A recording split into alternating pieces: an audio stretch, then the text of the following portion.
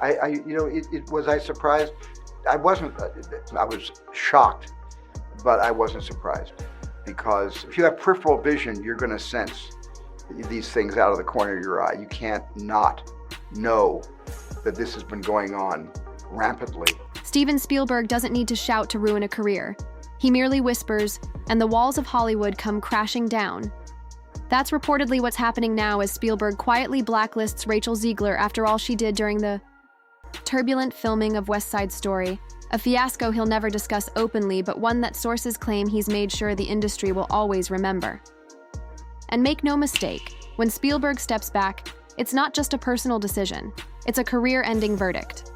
Studios scramble, casting agents disappear, and producers act like they never heard your name because nobody, absolutely nobody, dares to defy Spielberg, not even in murmurs. Rachel Zegler wasn't meant to be trouble. She was meant to be Spielberg's next big find, the next sensation.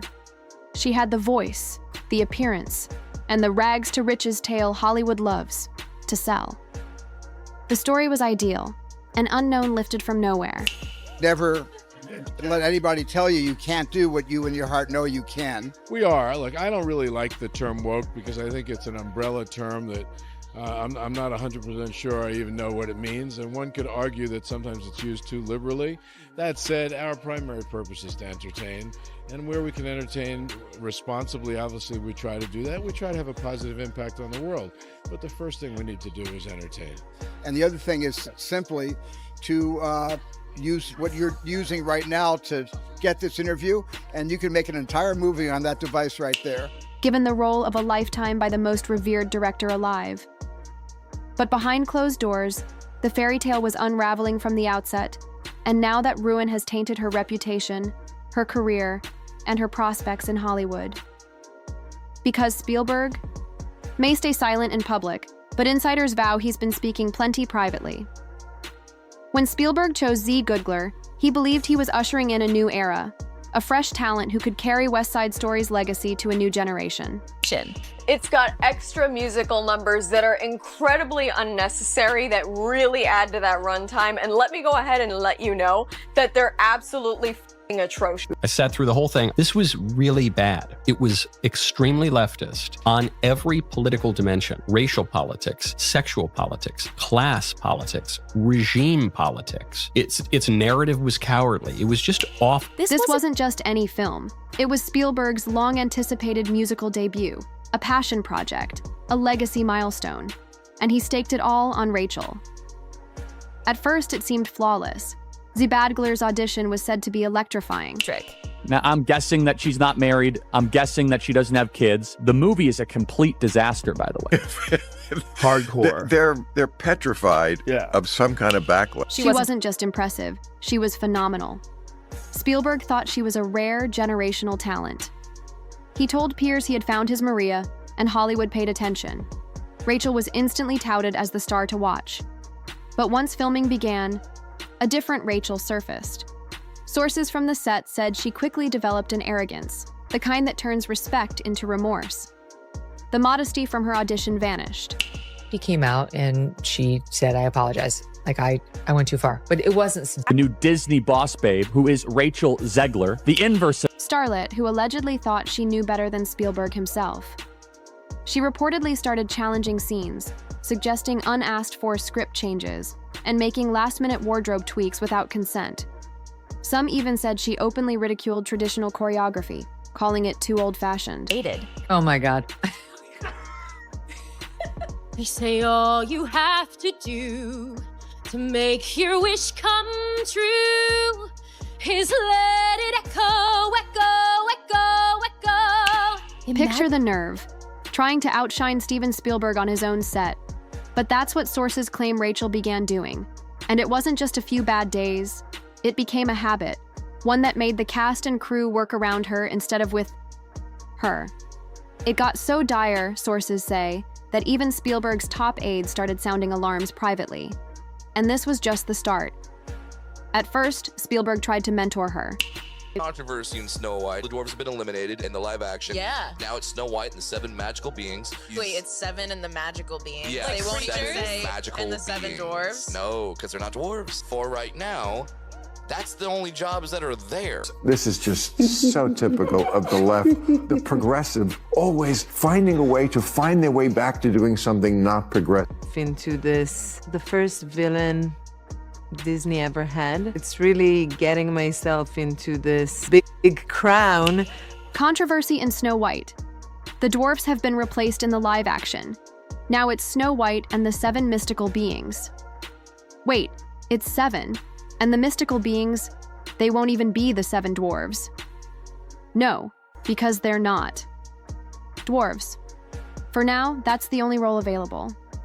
This is so typical of the left, the progressives, always managing to circle back to doing something not progressive in this, the first villain Disney ever had. It's really... pretending like Rachel Zegler is the first of them all when she looks like Lord Farquaad in the film. Rachel Zegler is extraordinarily woke, but she's woke in a way that's quite deranged. Getting myself into this big crowd, gently, patiently. He's known for being kind with young actors, helping them find their footing. But with Rachel, it allegedly became a constant battle. Day after day, Z. Badgler resisted. She refused retakes, questioned Spielberg's vision during shoots, and insisted on adding her own flair, even when it clashed with the scene's core. No one on the right side of America can stand the star of this movie. Remaking the movie, they just got rid of the dwarfs, but they have one token dwarf amongst these magical creatures. You actually just went backwards. You actually just erased the dwarfism side of it, the disability, like we're a disability group. You just erased that whole. And we're not talking about small critiques. We're talking full-on disputes about lighting, blocking, tone. Things a veteran actor wouldn't dare challenge, let alone a rookie. Sources murmur that Spielberg felt stunned, and worse, betrayed. He had championed her, picking her over dozens of seasoned actresses. He believed in her when nobody else did, and she repaid him by behaving like a diva before the film even premiered. Even more revealing, Spielberg allegedly began avoiding her between takes. He'd send notes via assistants, revise scenes after she left the set, anything to keep the tension from halting the entire production. By mid-shoot, Spielberg's patience was frayed.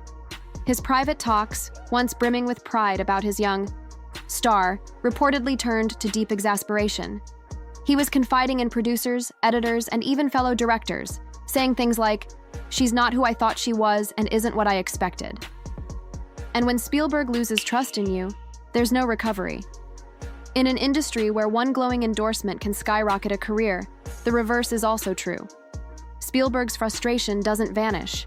It solidifies, becomes myth. And Z. Badgler, it appears, cemented herself on the wrong side of that tale. The friction wasn't just between Rachel and Spielberg. Crew members allegedly dreaded collaborating with her too. She was reportedly distant, unapproachable, and uncooperative. One crew member even leaked that people preferred working with Ansel Elgort over her. And given the scandal surrounding Ansel Elgort at the time, that says it all. She thought she was bigger than the film, another source said. Bigger than Spielberg, bigger than the legacy of West Side Story itself. And while the crew muttered among themselves, Spielberg allegedly decided Rachel Zegler would never get another chance under his watch. Spielberg didn't condemn her publicly. He didn't need to. That's not how true Hollywood power operates. When you're that influential, when your name alone can launch $1 billion franchise, all it takes is silence, a pause, a subtle glance at the right dinner party, and suddenly, the message spreads faster than any press release ever could. That's exactly what sources say Spielberg did to Rachel Zegler. There were no public declarations, no front-page exposés, just quiet, calculated distance. Spielberg, who once raved about Rachel's talent in interviews, allegedly erased her name from future discussions. When other filmmakers asked for recommendations, he wouldn't elaborate. He'd just say one thing: not worth the risk.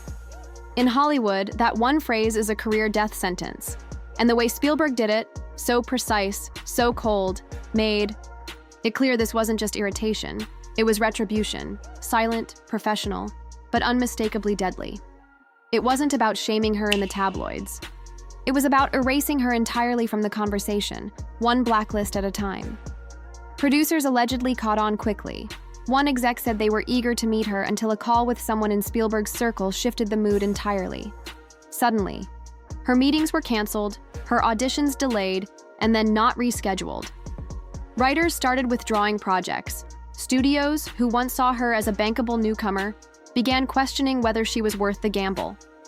Her agents, sources say, scrambled to manage the fallout, but by then it was too late. Spielberg had already turned off the tap. Scripts stopped arriving. Roles she was once ideal for quietly went to other actresses. Disney, sources claim, was the last to hold on, already too invested in Snow White to cut ties cleanly. But by that point, Rachel's image had become more toxic than they ever anticipated. And the most chilling part? Rachel never saw it coming. While she smiled for interviews and played the rising star, Hollywood was already done with her. Spielberg had allegedly made the call, not through threats, not through lawsuits, but through silence, the kind only a legend like him can wield. Because in Hollywood, when Spielberg stops mentioning you, everyone else does too. After West Side Story, the expectation was that Rachel would be everywhere. Talk shows, new film deals, red carpets. But something strange happened instead. Nothing happened. The offers she expected never materialized. Deals in progress quietly dissolved. Directors and producers who once showed interest suddenly weren't available for meetings. And when Rachel finally secured the role in Snow White, it wasn't the victory lap she expected. It was the start of a second, even bigger catastrophe. By the time Snow White rolled around, Disney was reportedly already panicking. What was once pitched as a billion-dollar remake of a beloved classic had turned into a PR nightmare, all because of one name, Rachel Zegler. Internally, the alarm bells rang early. Leaked reports from marketing teams and test screenings allegedly showed that Zegler wasn't resonating with audiences. In fact, it was worse. She was alienating them, and badly. Focus group responses weren't lukewarm, they were hostile. The feedback wasn't maybe, it was absolutely not. But instead of heeding the warning signs, Disney pressed on, likely because they'd already invested too much time and money into the project. And what did they get? A full-blown media disaster that unfolded in real time. Zegler's press. Interviews were a cascade of missteps. In one now infamous clip, she smirks while dismissing the original Snow White, calling it outdated, problematic, and, the ultimate sin, weird. Generations of Disney fans felt instantly betrayed. They didn't see a modern princess, they saw someone mocking a legacy. Then came the backlash. TikTok erupted, YouTube commentary channels tore her apart daily, memes flooded Twitter, and clips of her interviews went viral, not because people admired them, but because viewers couldn't believe her sheer audacity. Instead of generating buzz for the film, Rachel became the face of what fans rejected in a remake. She wasn't modern, she was disdainful. She wasn't confident, she was arrogant. And she wasn't relatable, she was toxic. The box office flop wasn't a shock to sources, it was a slow-motion disaster. Executives reportedly foresaw it months before release. Internal projections were quietly cut, merchandising scaled back, and the international rollout rumored to be deliberately subdued. Disney allegedly shifted from optimism to damage control. And behind it all, Spielberg's shadow loomed. It wasn't just that Rachel had burned bridges. It was that one of the industry's titans had allegedly made it clear she wasn't trustworthy. Studios didn't want to challenge Spielberg's influence to back her. Nobody wanted to work with her, and nobody wanted the baggage tied to her name. Spielberg's quiet blacklist had worked. By the time Snow White hit theaters, Rachel wasn't a fresh face anymore. She was a cautionary tale, a case study in how quickly it all can collapse. The media didn't label it a career ender, but the industry knew better. And now, Rachel Zegler isn't just fighting for relevance, she's radioactive and nobody wants to touch her. People forget, Spielberg isn't just a director, he's a kingmaker. His word can elevate or destroy careers before the public even catches wind. When Spielberg allegedly blacklisted Rachel, he wasn't just shutting doors. He was locking them, boarding them up, and torching the keys. Friends of Spielberg, studio heads who owe him favors, and directors who idolized him growing up, all of them allegedly took the cue. Rachel wasn't just out of favor, she was out of the industry, and she never realized how swiftly it happened. Rachel Zegler's Hollywood story should have been epic. The unknown plucked from obscurity and catapulted to stardom by Steven Spielberg himself. Instead, it became a stark warning. Because in Hollywood, one word from the wrong person can ruin you, and Spielberg's word, it's nuclear. Rachel's dream didn't just fade, it collapsed, allegedly blacklisted, silently exiled, and left clutching the fragments of a career that could have been, all because she didn't see who she was crossing. And now, Hollywood's biggest doors are shut, and they aren't opening again. Not for her, not after Spielberg made sure of it.